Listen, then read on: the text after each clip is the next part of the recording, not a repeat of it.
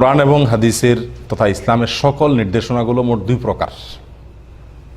কোরআন এবং সুন্নাহ আমাদেরকে যতগুলো নির্দেশনা দিয়েছে, যতগুলো অ্যাডভাইস দিয়েছে, এগুলো সব দুই প্রকার। কিছু আছে করণীয় আর কিছু আছে বর্জনীয়। করণীয় কাজ যেগুলো সেগুলো করতে হয়, বর্জনীয় কাজ যেগুলো সেগুলো ছাড়তে হয়।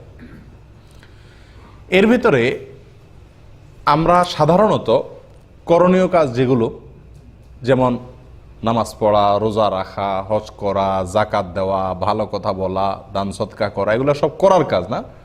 এই করণীয় কাজগুলো মাশাআল্লাহ আমরা কম বেশ করার চেষ্টা করি বা করি, কিন্তু যেগুলো বর্জনীয় কাজ, যেগুলো থেকে দূরে থাকা দরকার, যেগুলো নিষিদ্ধ, সে কাজগুলো থেকে বেঁচে থাকার প্রবণতা বা বেঁচে থাকার অভ্যাস আমাদের ভিতরে অনেক কম। অথচ শরীয়তে একেবারে ইসলামের মৌলিক যে বিষয়, যেমন 5 ওয়াক্ত সালাত, সিয়াম, জাকাত, হজ, ঈমান, এই 5 মৌলিক বিষয় ছাড়া বাকি যত ফরজ আছে, যত করণীয় কাজ আছে, অনেক উলামায়ে কেরামের মতে সেগুলোর চাইতে, সেগুলো করার যে গুরুত্ব, বর্জনীয় কাজ বা নিষিদ্ধ কাজগুলো ছাড়ার গুরুত্ব তার চাইতে বেশি। যদিও আল্লামা ইবনুল কাইয়িম রাহিমাহুল্লাহর ব্যতিক্রম বলেছেন এবং অনেকেই বলেছেন। যাই হোক, সেটি মূল আলোচনার বিষয় না। মূল আলোচনার বিষয় হলো যে আমরা নফল কাজ বা অন্যান্য সুন্নত কাজ বা সওয়াবের কাজ, ইতিবাচক যেগুলো, সেগুলো করার গুরুত্ব যত দেই আমরা, সাধারণত গুনাহের কাজ, হারাম কাজ, পাপের কাজ, এগুলো থেকে বেঁচে থাকার জন্য যে পরিমাণ গুরুত্ব দেওয়া দরকার সেই পরিমাণ গুরুত্ব দেই না। অথচ আবু হুরায়রা রাদিয়াল্লাহু তাআলা আনহুকে নবী সাল্লাল্লাহু আলাইহি সাল্লাম হাত ধরে বলতেছেন। হাত ধরে মানুষ কখন কখন মানুষকে বলে? খুব বেশি গুরুত্বপূর্ণ কোনো বিষয় হলে মানুষ হাত ধরে বলে না? নবী সাল্লাল্লাহু আলাইহি সাল্লাম আবু হুরায়রা রাদিয়াল্লাহু তাআলা আনহুকে হাত ধরে বলেছেন, ইত্তাকিল মাহারিম তাকুন আবাদান নাস। ইত্তাকিল মাহারিম তাকুন আবাদান নাস। যত হারাম কাজ আছে, আল্লাহ সুবহানাহু ওয়া তাআলা যত কাজ করতে নিষেধ করেছেন, এগুলো থেকে তুমি বেঁচে থাকার চেষ্টা করো, তাহলে কি হবে? সবার মধ্যে তুমি সবচেয়ে বড় ইবাদত গুজার হতে পারবা, সবচেয়ে বড় ইবাদত গুজার, সবচেয়ে বড় আবেদ হইতে পারবা। আমরা ইবাদত বলতে কি বুঝি ভাই? নেকামল, ইবাদত, ভালো কাজ বলতে করণীয় কাজগুলোকে বুঝি, তাই না? সাধারণত নফল, ফরজ, যাই হোক, করণীয় কাজগুলোকে আমরা বুঝি ইবাদত করা। একটা লোক সমাজে যখন মাশাআল্লাহ দায় রাখছে, লম্বা জুব্বা পরছে, মসজিদে আসছে, সবার আগে আসে, দেরিতে বাইর হয়, ঘন ঘন নফল নামাজ পড়ে, লম্বা লম্বা নফল নামাজ পড়ে মাশাআল্লাহ, তারপরে আপনার দান সদকা করে, নফল রোজা রাখে, ভালো কথা বলে, এসব ভালো কাজ না? এই লোকটাকে আমরা সমাজে বলি কি? লোকটা অনেক বড় পরহেজগার মানুষ, ইবাদত গুজার মানুষ। সন্দেহ নাই সে যে কাজগুলো করছে এগুলো ভালো, কিন্তু একজন মানুষের বড় ইবাদত গুজার, বড় মুত্তাকি, বড় পরহেজগার, বড় ভালো মানুষ হওয়াটা নির্ভর করে বেশিরভাগ কিসের উপরে? খারাপ কাজ থেকে বেঁচে থাকার উপর। আর সেটা কিন্তু সাধারণত কি করা যায় না, দেখা যায় কম, দেখা যায় কিন্তু কম দেখা যায়। আবু হুরায়রা রাদিয়াল্লাহু তাআলা হাদিস আপনি লক্ষ্য করুন, নবী সাল্লাল্লাহু আলাইহি সাল্লাম কি বলছেন? তুমি হারাম কাজগুলো থেকে বেঁচে থাকো, তাহলেই তুমি সবচেয়ে বড় ইবাদত গুজার হতে পারবা। আবাদান নাস, মানুষের মধ্যে সবচেয়ে বড় আবাদ হতে পারবা তুমি যদি হারাম কাজ থেকে বেঁচে থাকো। প্রিয় ভাই বোনেরা, আজ হারামের জোয়ার চলছে।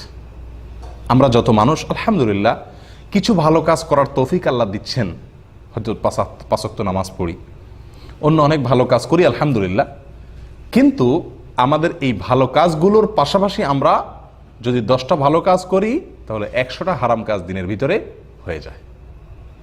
আপনি গীবত করছেন, কারো সমালোচনা করছেন, এটি ছোট কোনো অপরাধ নয়। সারা পৃথিবীর সমস্ত ওলামাদের ঐক্যমতে এটি সবচাইতে বড় জঘন্য অপরাধ সমূহের মধ্যে থেকে একটি। মিথ্যা, মিথ্যা ভয়াবহ জঘন্য অপরাধ।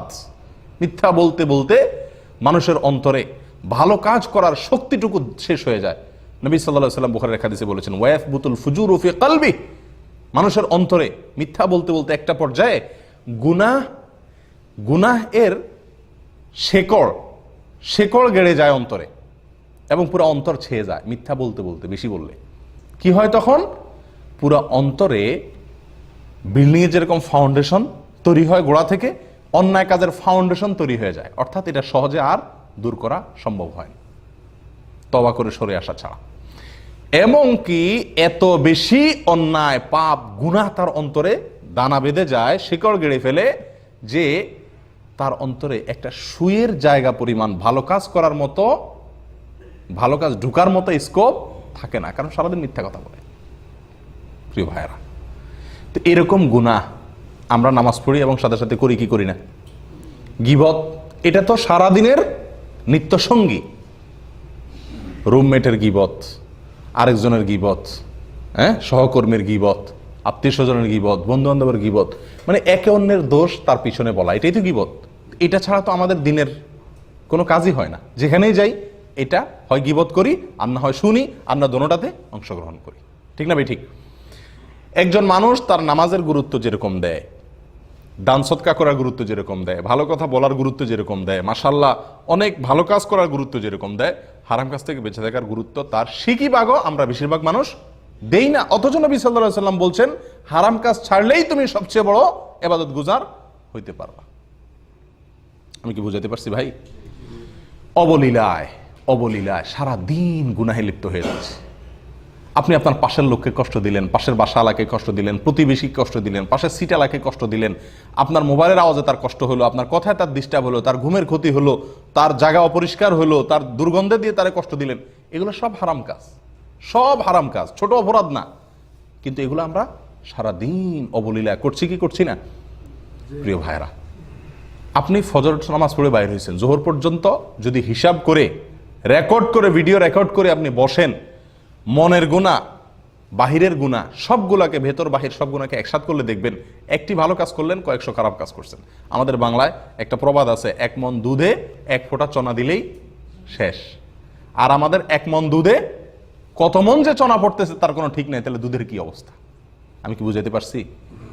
আপনি ভালো কাজ যদি একটা করছেন, ফজর নামাজটা পড়ে বাইর হয়েছেন মাশাআল্লাহ, কিন্তু জোহর পর্যন্ত দেখেন খারাপ কাজ কি পরিমাণ করছেন। আপনি নফল অনেক কাজ করছেন মাশাআল্লাহ, সুন্নাত দোয়া পড়ছেন, নফল দোয়া পড়ছেন, ডান হাতে খাইছেন, অনেক ভালো কাজ করছেন, কিন্তু লক্ষ লক্ষ কোটি কোটি নফলকে যদি এক পাল্লায় দেন আর অপর পাল্লায় একটি হারাম কাজকে দেন, কোনটার পাল্লা ভারী হবে? হারামের পাল্লা ভারী হবে। সারা জিন্দেগি আপনি নফল কাজ করছেন, সেজদা পড়েছিলেন, এটার যে মূল্য, নফল সেজদা, সারা জীবনের জন্য নফল সেজদা পড়ে থাকার যে মূল্য, তার চাইতে বেশি গুরুত্ব একটি হারাম কাজ থেকে বেঁচে থাকা। আমি কি বুঝাতে পারছি ভাই? কিন্তু আমরা অবলীলায় সারাদিন হারামে ডুবে আছি, হারামের সাথে বাস, মিথ্যা, গীবত, সমালোচনা, ফিল্ম দেখা, মানুষের হক নষ্ট করা, গালিগালাজ করা, দুর্ব্যবহার করা, অন্যকে কষ্ট দেওয়া, মনে মনে কুচিন্তা করা, চোখ দিয়ে দেখা গুনাহ করা, পরনার দিকে দেখা, সেটা অনলাইনে অফলাইনে। যদি আমি গুনি, সারাদিন গুনাহ গুনে কি করা যাবে না? শেষ করা যাবে না। প্রিয় ভাইয়েরা, আমল মাপা হবে। আমল কি করা হবে? মাপা হবে, আমল গোনা হবে না। আমি কি বুঝাতে পারছি? গোনা এক জিনিস আর মাপা আরেক জিনিস। নফল আমলের পাহাড় স্তূপ করে ফেলছেন, কিন্তু আপনার আমল নামে গুনাহ আছে। মাপা হবে, আর মাপলে গুনাহ থেকে বাঁচার, আল্লাহর ভয়ে হারাম থেকে সরে আসার, হারামের দিকে না দেখার, হারামের ব্যাপারে মুখটা বন্ধ করার যেই সওয়াব, তার যে বিনিময়, ওয়াল্লাহি লক্ষ লক্ষ কোটি কোটি টাকা আল্লাহর রাস্তায় দান করার, নফল দান করার, নফল সদকা করার, নফল লক্ষ লক্ষ বার রোজা রাখার, নফল লক্ষ লক্ষ বার তাসবিহ তাহলিল এবং দোয়া দরুদ পড়ার যে গুরুত্ব, তার যে মর্যাদা আপনি অর্জন করবেন। একটি বার হারাম থেকে করতে পারেন, হারাম কাজটা করলেন না, আল্লাহর ভয়ে সরে আসলেন, এর যে মর্যাদা ওই লক্ষ লক্ষ কোটি কোটি দান, নফল সদকা, নফল রোজা, নফল তাসবিহ এর চাইতে বেশি উত্তম। আমি কি বুঝাতে পারছি? কিন্তু এই জিনিসটাকে আমাদের জীবন আমরা লক্ষ্য করি ভাই? গুনাহ থেকে বাঁচার বিষয় কি খুব বেশি লক্ষ্য করা হয়? লক্ষ্য করা দরকার কি দরকার না বলুন? আরেকটি হাদিস আমি আপনাদের শোনাই, সহিহ মুসলিমে আসছে, বুখারীতেও আসছে। নবী সাল্লাল্লাহু আলাইহি ওয়াসাল্লাম বলেছেন, ইযা নাহাইতুকুম আন শাইইন ফান্তাহু ওয়াইদা আমারতুকুম বিশাইইন ফাতু মিনহু মাস্তাতা'তুম আও কামা ক্বাল। আমি তোমাদেরকে যখন কোনো কাজ নিষেধ করি তাহলে সেই কাজ থেকে তোমরা বিরত থাকো। নবী সাল্লাল্লাহু আলাইহি ওয়াসাল্লামের ভাষাটা লক্ষ্য করেন, সেই কাজ থেকে তোমরা কি থাকো? বিরত থাকো। হার্ড ব্রেক, ডাইরেক্ট নিষেধ, সোজা কথা একটাই, কোনো স্কোপ নাই, ছাড় নাই, কথার ভিতরে কোনো দুর্বলতা নাই, একেবারে স্ট্রং কথা, পরিষ্কার নির্দেশনা। নিষেধ যেসব বিষয়গুলো থেকে নিষেধ করেছি সেগুলো থেকে বিরত থাকো, এক্স সোজা, নো এন্ট্রি। কথা বুঝে আসছে? ওয়াইদা আমারতুকুম বিশাইইন ফাতু মিনহু মাস্তাতা'তুম। আর যেসব বিষয় তোমাদেরকে আমি করার নির্দেশ দিয়েছি, করার নির্দেশ যেগুলো দিছি, এটা করো, এটা করো, এটা বলো, এ আমল করো, এই করার নির্দেশ যেগুলো দিছি এগুলো ফাতু মিনহু মাস্তাতা'তুম, যতটুকু সাধ্যে কুলায় ততটুকু করো।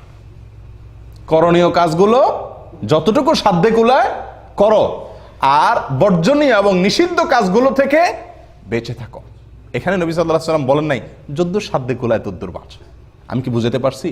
নামাজ দাঁড়ায় পড়া ফরজ, না পারলে বসে পড়েন, বসেও না পারলে শুয়ে পড়েন, শুয়েও না পারলে ইশারায় পড়েন। ইশারায়ও পড়ার মতো অবস্থা নাই, সেন্স নাই, মাফ। ও ভাই, না রোজা, রমজান মাসে রোজা রাখা ফরজ, আর রাখতে পারতেছেন না, অসুখ হয়ে গেছে, পরে রাখেন রমজানের পরে। তাও পারেন না তো কাফারা দিয়ে দিয়েন। হজ ফরজ হয়েছে, করতে হবে, পারতেছেন না, টাকা আছে, আরেকজনকে পাঠাই দেন।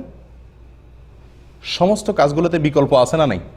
ছাড় আছে, এমনি না পারলে এমনি, এমনি না পারলে এমনি, একদম কোনোভাবে পারতেছেন না তো মাফ। এ হলো করণীয় কাজগুলো।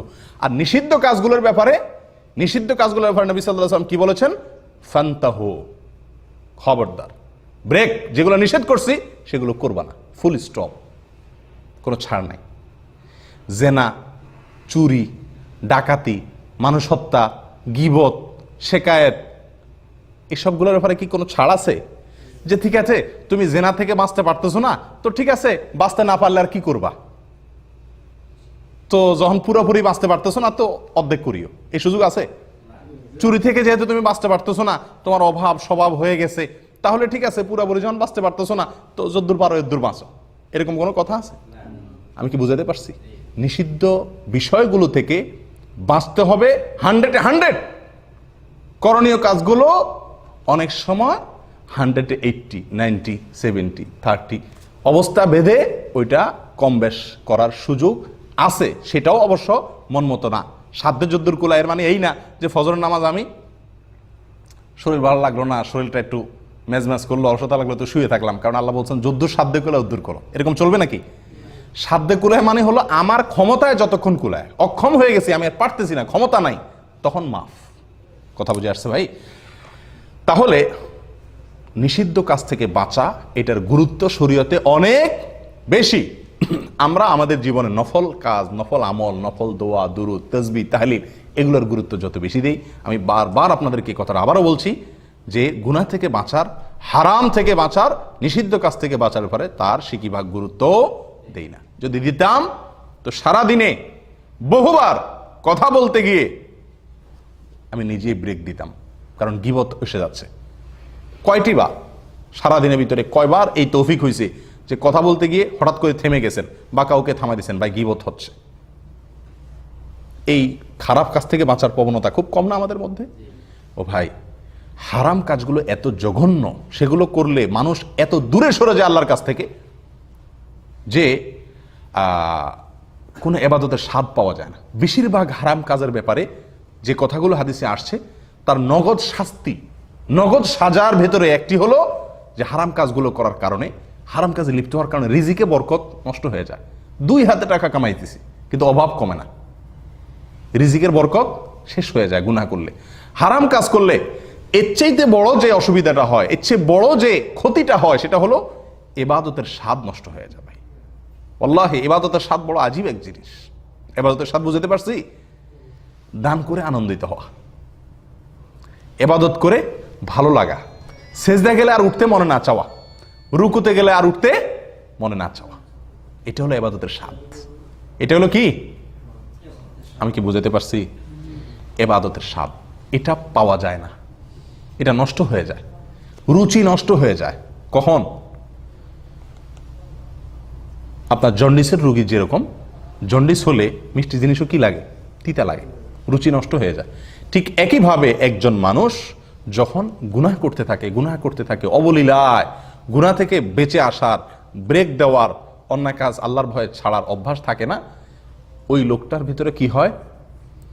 এবাদতের যে স্বাদ, এটা নষ্ট হয়ে যায়। তখন এবাদত করে কোনো রকম, নামাজ পড়ে, কিন্তু সেটা কি, যেই স্বাদ তার আস্বাদন করার কথা, সেই স্বাদটা সে পায় না, যার কারণে ওইটা বোঝা লাগে, তার কাছে মজা লাগে না। এবাদত বোঝা লাগা এক জিনিস, মজা লাগা আরেক জিনিস। মজায় যদি এবাদত করেন আপনি, তাহলে সেই এবাদতে আপনি স্বাদ পাবেন, করেই ভালো লাগবে।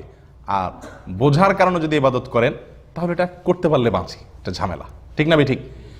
প্রিয় ভাইরা, তাহলে হারাম থেকে বাঁচলে এবাদতের স্বাদ পাওয়া যাবে, রিজিকে বরকত হবে, আল্লাহর নৈকট্য অর্জন করা যাবে, আল্লাহর নৈকট্য অর্জন করা যাবে। একটি হারাম কাজ থেকে বাঁচলে আল্লাহ সুবহানাহু ওয়া তাআলাকে যত খুশি করা যায়, লক্ষ লক্ষ কোটি কোটি নফল আমল করে আল্লাহ তাআলাকে ততটা খুশি করা যায় না। ভাই, হারাম কাজগুলো, নিষিদ্ধ কাজগুলো থেকে বাঁচার গুরুত্ব কত বেশি আপনি লক্ষ্য করুন। আমাদের ইসলামের যে কালিমা তাওহীদ, কালিমাতুত তাওহীদ, এই কালিমাতুত তাওহীদের প্রথম বাক্য কি? লা। লা দিয়ে শুরু, না আগে।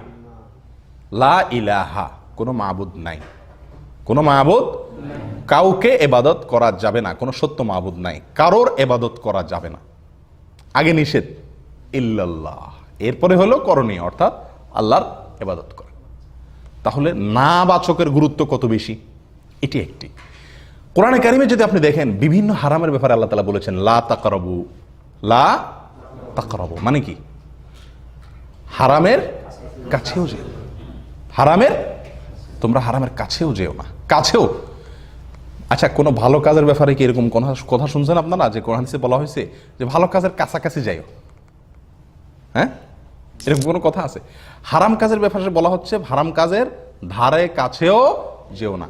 করা তো নিষেধ, কাছাকাছিও যাওয়া নিষেধ। কেন? কারণ কাছাকাছি গেলেই হয়তো কি হয়ে যেতে পারে, ওই কাজটা ঘটে যেতে পারে। তাহলে এখান থেকে হারাম থেকে বাঁচার গুরুত্ব বোঝা যায় কি যায় না ভাই? তাহলে আজ থেকে আমরা নিয়ত করতে পারি কিনা যে প্রতিদিন আমি লিস্টটি করে নেব, লিখিত তালিকা করে নেব যে আমার কোন কোন হারাম কাজগুলো বেশি হয়।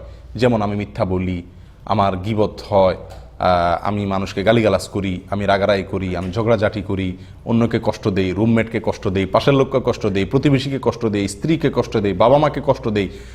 সোজা কথা, ইনকামের ভিতরে আমার 2 নম্বরই আছে, হালাল ইনকাম করি না, মানুষের হক মারি, 1 রিয়াল হোক, 8 আনা হোক, 2 রিয়াল হোক, 2 টাকা 10 টাকা হোক, এভাবে আমি যত অপরাধ করি এগুলো তালিকা করতে হবে। এবং প্রতিটা হারাম কাজের সময় ফুল ব্রেক দিতে হবে, হার্ড ব্রেক চেষ্টা করতে হবে। হারাম কাজের থেকে বাঁচার একটা নগদ মজা আছে, সেটা কি জানেন? আপনি কোনো হারাম কাজ যদি আল্লাহর ভয় ছাড়েন, সঙ্গে সঙ্গে একটা ইমানি মধুরতা আপনি অন্তরে অনুভব করবেন, মজা লাগবে। ওয়াল্লাহি, একটি মেয়ের দিকে আপনি দেখলেন ফেসবুকে, নেটে, অনলাইনে, অফলাইনে, দেখে যে মজাটা পাবেন, একটা মজা তো পাবেন। যদি আপনি আল্লাহর ভয়ে দেখার সুযোগ আছে কিন্তু দেখলেন না, আল্লাহর ভয়ে আপনি দেখলেন না, সঙ্গে সঙ্গে আপনার মনের ভিতরে এক ধরনের স্বাদ অনুভব করবেন। দেখেন আমল করে, আপনি যে দেখলেন না, আল্লাহর ভয় ছেড়ে দিলেন, সঙ্গে সঙ্গে অন্তরের ভিতরে এক ধরনের মানে ভালো মানুষের একটা ভাব, অথবা অন্তরের ভিতরে এই যে আপনি তাকওয়ার উপর আমল করলেন, তার একটা নগদ মজা আপনি পাবেন। ভালো লাগবে যে আলহামদুলিল্লাহ, আমি আল্লাহর হুকুমটা মান্য করতে পারছি, শয়তানকে আমি কাট করতে পারছি, আমার প্রবৃত্তির বিরুদ্ধে আমি দাঁড়াতে পারছি, বীরত্ব দেখাতে পারছি, আলহামদুলিল্লাহ আমি হারাম থেকে বেঁচে আসতে পারছি। আল্লাহ শুকর আদায় করবেন এবং সঙ্গে সঙ্গে একটা নগদ মজা অনুভব করবেন। তাহলে হারাম থেকে বাঁচার চেষ্টা করবেন তো ইনশাআল্লাহ। মূল মেসেজ হলো এটাই যে নফল ইবাদত, করণীয় কাজ, এগুলো করার চাইতে হারাম কাজ থেকে বাঁচার গুরুত্ব শরীয়তে অনেক বেশি। আল্লাহ তাআলা আমাদের সকলকে আমলের তৌফিক দান করেন। জাযাকুমুল্লাহ ওয়া আখিরু দাওয়ানা আলহামদুলিল্লাহি রাব্বিল আলামিন।